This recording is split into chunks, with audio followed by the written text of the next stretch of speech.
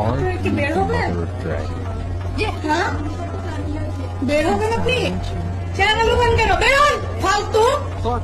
রোজার মাসে এসব করেন না, নোংরামি। হ্যাঁ কখন থেকে রাখতেছি, কত বড় লজ্জা শরম খারাপ। ফালতু একদম চ্যানেল ধরবেন না।